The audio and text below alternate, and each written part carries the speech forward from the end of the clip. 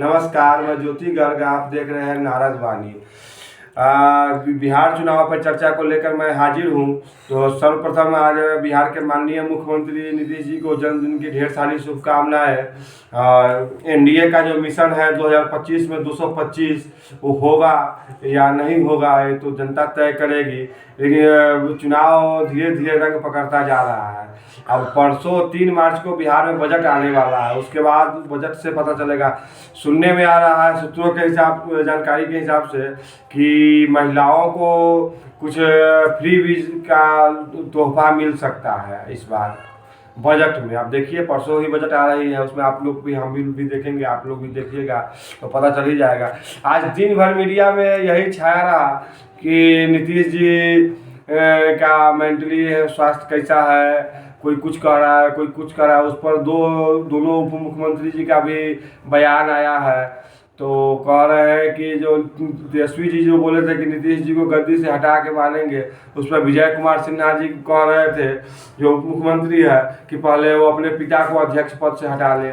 देखिए राजनीति में तो सब चलता रहता है। लेकिन 25 है बना अखाड़ा, प्यारा बिहार है हमारा। अब बताइए कि क्या होगा बिहार में। बिहार में इस बार 25 में तो एक ही चुनाव है जो बिहार में ही है।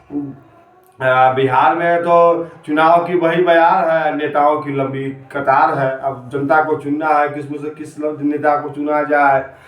लेकिन अभी तक जो माहौल है उसमें एनडीए के में अंदरूनी कलह तो है। ऊपर से सब अच्छा लग रहा है लेकिन अंदर अंदर बहुत ज़्यादा कलह चल रहा है। क्योंकि बीजेपी जो कह रही है कि हम चुनाव के बाद बताएंगे कि जो मुख्यमंत्री कौन होगा। मतलब साफ संदेश है कि जिसकी ज़्यादा सीट आएगी वही मुख्यमंत्री होगा। तो नीतीश बाबू तो इससे घबरा गए हैं, इसलिए उन्होंने अपने पुत्र से कहलवाया था कि पापा को फिर से मुख्यमंत्री बनाना चाहिए। तो निशांत कुमार करे पुकार और पापा की फिर से हो सरकार। अब जनता इस पर करे विचार, जनता की विचार करने के ऊपर है। उधर ओवैसी का है बदले का इंतजार, सीमांचल में हो जाएगा इस बार आर पार। ओवैसी जी आज कह रहे थे कि हम अपनी ताकत पूरे बिहार में नहीं लगाएंगे, एक पर्टिकुलर एरिया में ही लगाएंगे जहां पर हम जीत सके। तो उनका तो एरिया ही है सीमांचल, थोड़ा बहुत मान लीजिए जो मिथिलांचल में भी है, थोड़ा सा आपको इधर सिवान में भी है, गोपालगंज में भी है। जहाँ मुस्लिम डोमिनेटेड एरिया है वही अपना कैंडिडेट खड़ा करेंगे।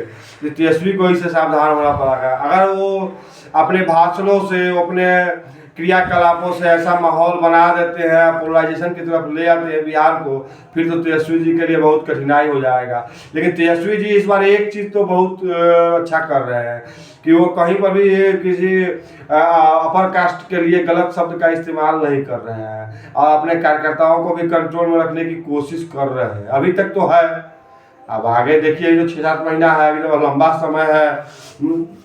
अब किसके सर पर ताज सजता है ये तो आने वाला वक्त ही बताएगा कि तेजस्वी की आएगी सरकार या कांग्रेस करेगी दिल्ली की तरह यहाँ भी व्यवहार। ये भी तो एक है कि कन्हैया और पप्पू तो उनके पीछे लगे हुए ही है। और उनका जो कांग्रेस का जो आया है नया बिहार प्रदेश प्रभारी कौन, आर्लेकर जी है। तो आर्लेकर जी भी लगे हुए हैं, कन्हैया भी लगे हुए हैं, पप्पू जी भी लगे हुए हैं। वैसे तो उनका कोई स्टेक था नहीं बिहार में, लेकिन इस बार तो लगे हुए तो वो भी है। उधर एनडीए में तो बुझिए कि घमासान पर घमासान ही है। क्योंकि मांझी जी का जो दलित रैली था, दलित समागम, उसके बाद चिराग भी काफ़ी परेशान लग रहे हैं।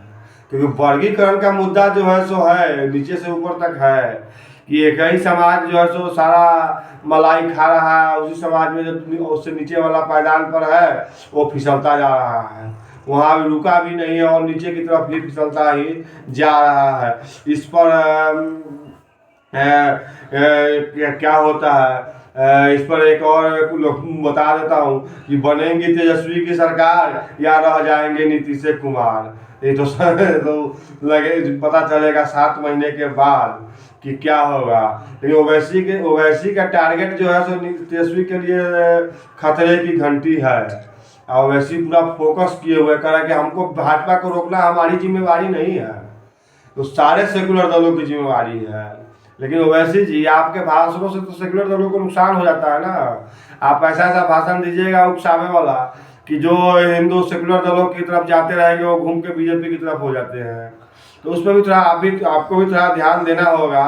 अब देखिए अब आ रहा है होली का त्यौहार और रमजान का महीना है। आज चांद मुबारक से लोग मेरे मुस्लिम भाइयों ने देखा, तो कल से रमजान शुरू होगा, इसी बीच में होली का भी त्यौहार है। तो उस पर भी ध्यान देना पड़ेगा कि कहीं कुछ उसमें भी बात बिगड़े ना। तो नीतीश जी तो है, नीतीश जी तो सबको लेके चलने वाले हैं, लेकिन उनको बीजेपी से खपा इसलिए रहते हैं कि बीजेपी इसमें कुछ न कुछ छुट्टी काटेगी। होली है, रमजान का समय है, तो उससे भी उनको बचना होगा। अब आज तो हमको यही सब मोटा मोटी लगा कि आज तो यही सब है बिहार में, और तो कुछ है नहीं। फिर कल कुछ लेके आएंगे, कुछ नया होगा। तो घटनाक्रम आज के घटनाक्रम में तो इतना ही है। तो आज की नाराजवानी यहीं पर समाप्त होती है। आप लोग इस चैनल को सब्सक्राइब कीजिए, लाइक कीजिए, दोस्तों के बीच में शेयर जरूर कीजिए। एक चीज़ है कि कमेंट कीजिएगा तो थोड़ा रीच बढ़ता है, कमेंट नहीं आप लोगों का कुछ आता है, कमेंट किया कीजिए।